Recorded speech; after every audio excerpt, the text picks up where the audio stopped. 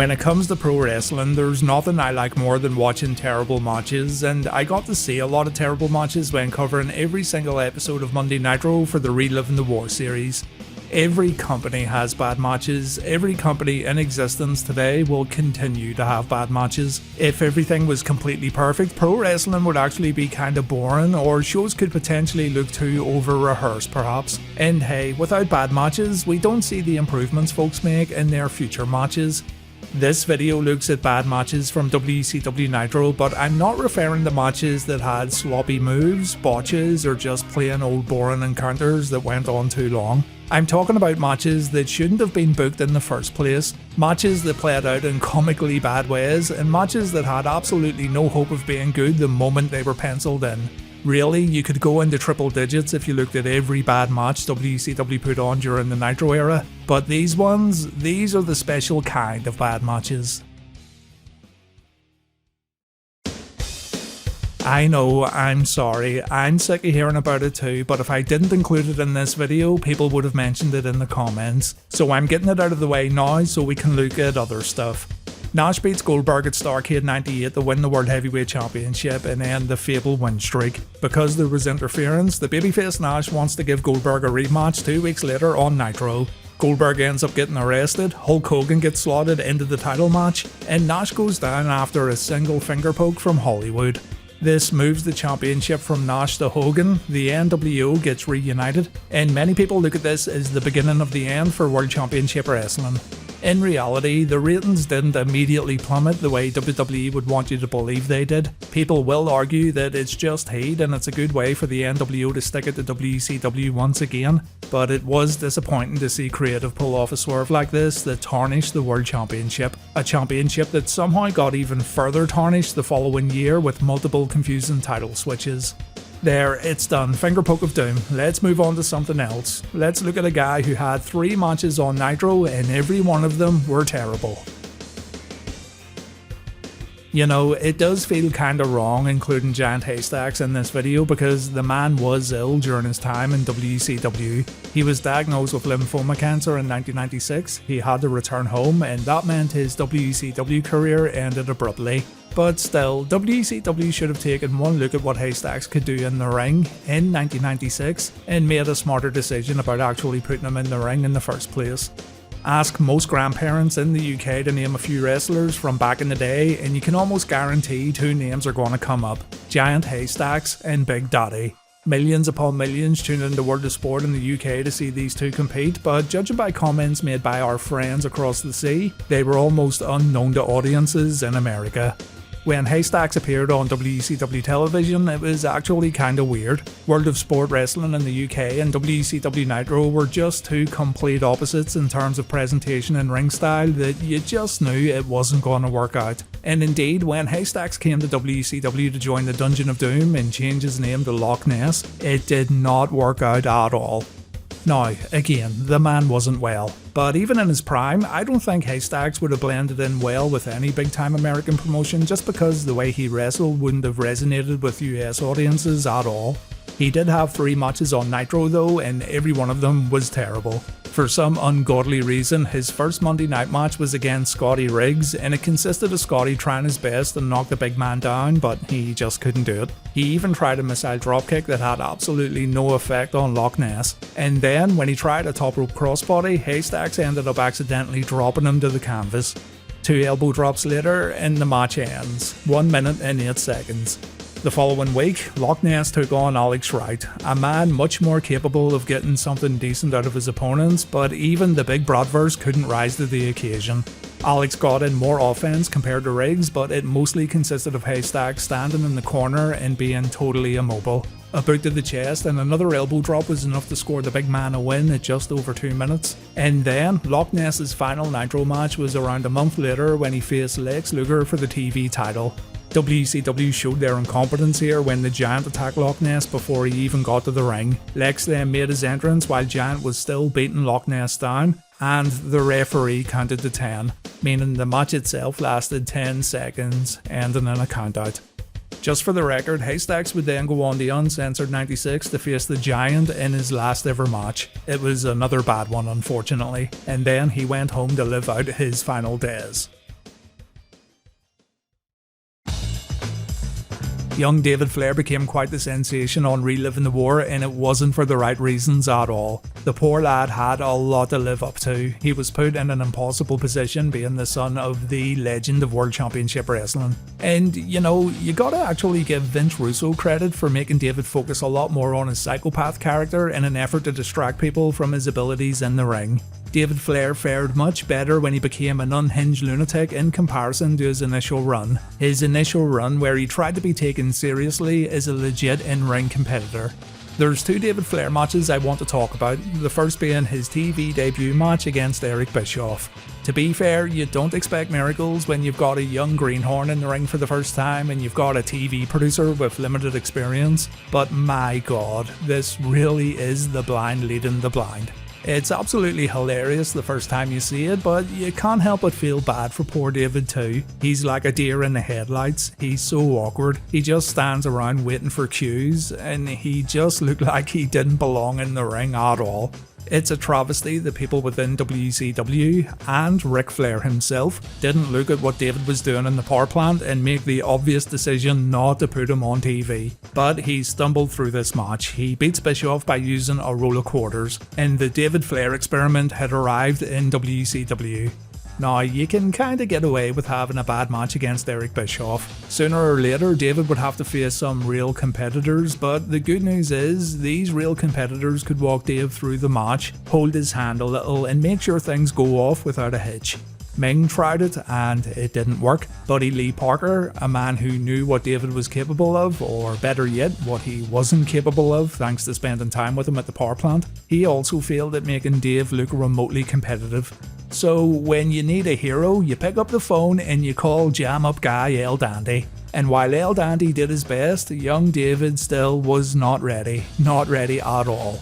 Davey Boy tried to do what he was told, but it still came across really comical. He looked silly when taking moves, he looked lost, he looked anxious and sometimes even scared, and his inability to loosen up a little made the match an absolute blast to watch, but for all the wrong reasons. Look, I'm not saying I nor you watching this video could do any better, but David Flair never should have been on TV at this point in his wrestling journey, and even though WCW tried to mask it with a blatant nepotism angle, the fact still remained that David was simply not good enough to compete on a big wrestling TV show. To his credit, he improved as time went on, but only marginally. Though as mentioned, his character work under Vince Russo was probably the highlight of his WCW run.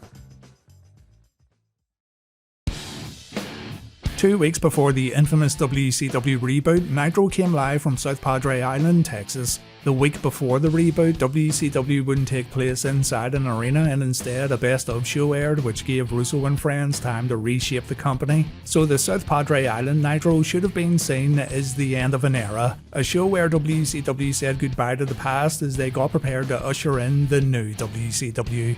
Why then did the main event of this particular episode feature Hulk Hogan, decked out in his red and yellow gear, taking on The Wall is anyone's guess, but the silliness didn't actually begin when the bell rang. No, it happened earlier in the evening when Hogan's upcoming opponent stood on top of a building way off in the distance, which in turn prompted Hogan to say, "That's the wall up there, brother!" Ric Flair was at this show, Sting was at this show, Diamond Dallas Page, Scott Steiner, Bagwell, Booker T, Terry Funk, Lex Luger. It's the end of Nitro as we know it, and The Wall is in the main event. Now, the seeds were already being planted here in regards to the older guys making way for the newer guys. For example, Hogan gave Vampiro credit earlier in the evening, and Vamp even came out to help Hogan at the end of the bout. But this was also after Hollywood made some disparaging remarks about Billy Kidman during a WCW live interview. It was also rumoured that the finish of The Wall vs Hogan was changed from Hulk winning via pinfall to The Wall winning via disqualification, thanks to Hogan himself wanting to help the brother out a bit. And The Wall was even allowed to no-sell the big leg drop towards the end of the bout.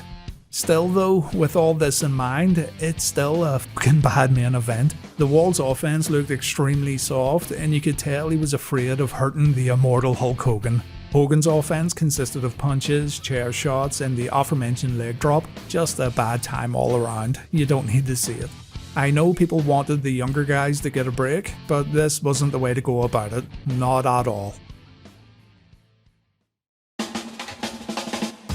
From the summer of 1997, the Nitro Girls were a constant on WCW TV. In between matches and promos, the girls would perform dances while the commentators lost their ability to think straight. And let's be honest, every teenage boy around that time period had their own favourite Nitro girl. The most recognisable was Kimberly Page. She served as a sort of de facto leader of the Nitro Girls, even though she was the worst dancer in the group. Though other members of the Nitro Girls got introduced to viewers through vignettes, magazine spreads, and they even got their own swimsuit special airing in 1999. If there's one thing you should know by now about Vince Russo though, it's the fact that he's an absolute horn dog, or at least he was an absolute horn dog. Russo liked to write women into storylines and use them in much more sexualized ways, and if you need proof, look no further than the way he steered Sable's on-screen character in the WWF, or even look how he presented Kimberly Page on the very first episode of Nitro he was in charge of. Russo understood that during the late 90s and beyond, sex most definitely sells, and so he had his own unique way of showcasing women in wrestling. One of the things he seemingly wanted to do was feature the Nitro Girls more prominently on TV, and this meant he was going to make them into proper characters. This turned out to be a massive mistake because, more times than not, the women had a tough time trying to be more than just dancers. It wasn't their fault, by the way. They were taken out of their comfort zones, and to their credit, some did fare much better than others, but three names in particular came up pretty short when it came to their promos and matches. AC Jazz, for a start, tried to cut a heel promo one night on Nitro, and it was so bad she didn't speak again inside the ring. Spice, the second name I want to bring up here, confronted AC Jazz as a babyface, and the scuffle they had showed us they had absolutely zero training in anything other than dancing. Spice would also compete in a match against Medusa that she somehow won, even though Medusa's leg was clearly on the bottom rope. But the match I want to highlight here features the third Nitro girl that I feel didn't fare too well, and that is Tigress. She took on Major Guns and another Nitro girl named Paisley, maybe better known as Queen Charmel. On Reliving the War, I mentioned how this was probably the worst Nitro match I'd ever seen, and really, you gotta see it to believe it. Major Guns is the babyface, Paisley and Tigress are going to work together it seems. Paisley kicks the Major in the back, Tigress throws a forearm shot, we then get a jackknife cover from Tigress, the referee counts to 3 and the bell rings. This happened all in the space of about 10 seconds by the way, and clearly this wasn't how the bout was supposed to end. Guns gets up, she goes after Tigress again, you can see Tigress looking at Paisley not knowing what's going on, and the referee informs the girls that the match is over. So the two women just awkwardly look at each other, Tigress then smacks Guns, and Paisley joins in on the action too. Paisley was then supposed to show everyone that she and Tigress aren't really friends by walking away after a fake high five, but this just added to the confusion. Shivani says, wow, Paisley's leaving Tigress all alone, even though Tigress had everything under control in the ring. So it's a mess, an absolute convoluted cluster of a match that really highlighted the inexperience of everyone involved. Absolute brain melting stuff right here. Vince Russo, by and large, was viewed as a detriment to WCW, though he's often praised for giving everybody on the show something to do. He always wanted to feature mid-card talent and put the spotlight on guys who never really got a chance before, but there's pros and cons to this kind of booking. Yes, you're going to get more exposure for guys who absolutely deserve it, but you're also going to make your shows way too bloated by having too much stuff squeezed into the broadcast. Another negative here is the fact that you gotta hit it out of the park every time you feature these mid-carders. There's no point in consistently featuring guys if the plans you've got for them aren't good. And a fine example of this kind of negative booking can be found when we take a look at Jerry Flynn, a green as grass karate man who just didn't go away for some reason. A creative change for Jerry saw all his matches happening in the block, basically in backstage areas within arenas where anything goes. The only way to win a block match was to beat your opponent senseless and successfully walk out the door. So yep, it's basically a boiler room brawl.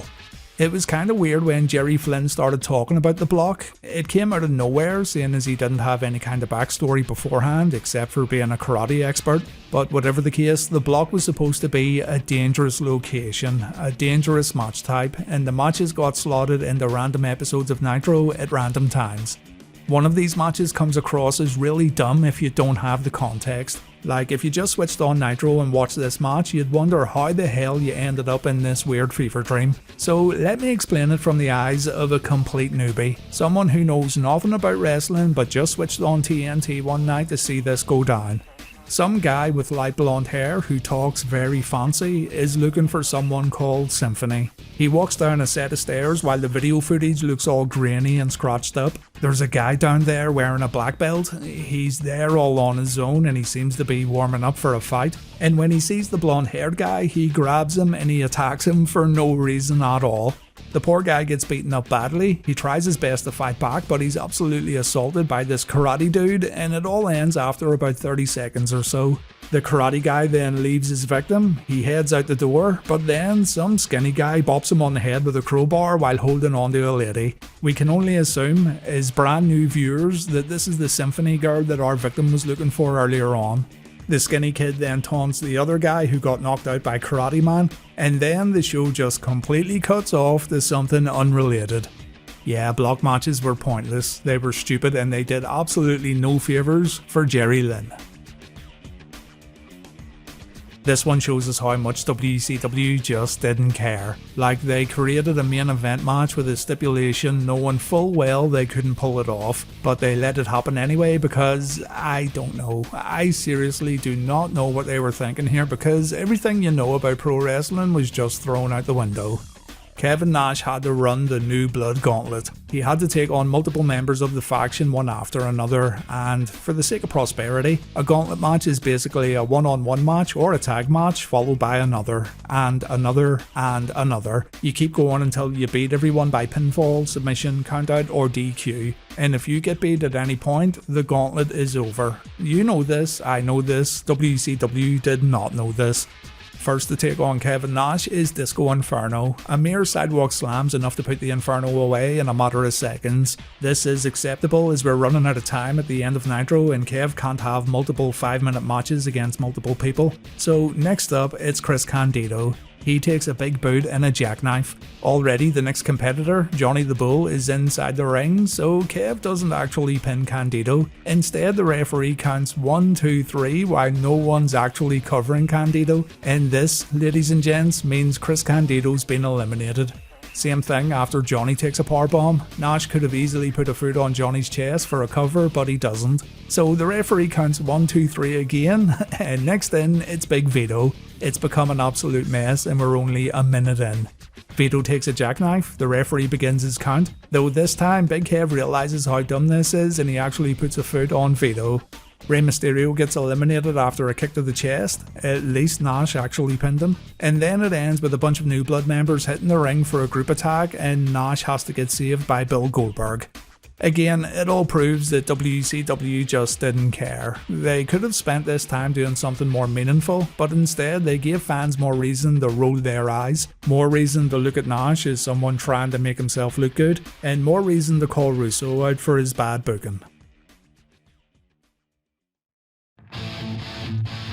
To wrap this video up, I asked Wrestling Bio subscribers what they'd like to see included in this video. I like getting you guys involved when I can, and I'll be doing a bit more in the future, including sending out the last few Smokey the Cat plushies in existence to those subscribed. So if you haven't done it yet, I'd recommend doing it now. But Mongrel Warrior mentioned the Asylum matches, and yeah, these most definitely deserve a shout out. So bad were these matches that I squeezed a whole episode of WCW Blunder out of the concept. Scotty Steiner's very own match type. He competed inside a giant birdcage that had very little room. The idea was dropped after a few weeks, but it's still insane that WCW thought it was a good idea in the first place. Richard Dives thinks the legendary Viagra on a pole match belongs in this video, and yeah, I do agree to a certain extent. The match concept really does sum up Vince Russo. An object on a pole, the object being related to, well, you know. It's kinda Russo all summed up in one match, but the reason I didn't initially put it in here is because the action in the ring wasn't all that bad. The idea was terrible, no doubt, but replace the object on the pole and I don't think anyone would have batted an eyelid. Good shout though. A Timeless Soul mentioned the San Francisco 49ers match featuring Jeff Jarrett and Booker T, another Russo classic where competitors had to break open boxes in order to find the World Heavyweight Championship. One box included a picture of Scott Hall, very random, and another included a blow-up doll. You see, blow-up dolls and Viagra, they're very funny, guys. Very, very funny. The pinata on a pole match was also mentioned by the man called Sting 6312, along with Tank Abbott vs Ming. That pinata falling down still makes me laugh to this day, and it's funny that we've already had so many matches that involve wrestlers climbing up the turnbuckles to retrieve items hanging from poles. Fox and Tails mentioned a match where barbecue sauce was poured all over that Oklahoma guy, and unfortunately that one doesn't count because it happened at Sold Out 2000 and not on Nitro. As a matter of fact, loads of people suggested pay-per-view matches, so maybe in the future we'll look at bad WCW pay-per-view bouts instead. The KY Dragon gave me PTSD when he mentioned a Falls Count Anywhere match featuring Bam Bam Bigelow. And yes, this Falls Count Anywhere match that featured the Beast from the East and complete tit Brian Knobbs somehow ended in a countout. A Falls Count Anywhere match ending in a countout. They just didn't care, man, they really didn't. And last one, we talked about the Kevin Nash gauntlet earlier on, but what about the Roddy Piper gauntlet from 1997? Yeah, this sucked. Piper took up a lot of TV time fighting nobodies, and John Tenta, in his quest to find the ultimate team to take on the New World Order at Uncensored. In the end, the team were terrible and they got replaced by members of the Horsemen 1 week later, so it was all a complete waste of time. Well done, guys. Along with covering some bad WCW pay-per-view matches in the future, which honestly I could make a full series out of, but I'll also add some balance by reminding you guys of the good times. I'll also put together a video in the future looking at some of my favourite Nitro matches of all time, so remember to hit the subscribe button to get involved. I'll also ask you what some of your favourite Nitro matches were for that video. For now, that's going to do it, so thank you very much for watching, guys. I hope you enjoyed this one, and please take care.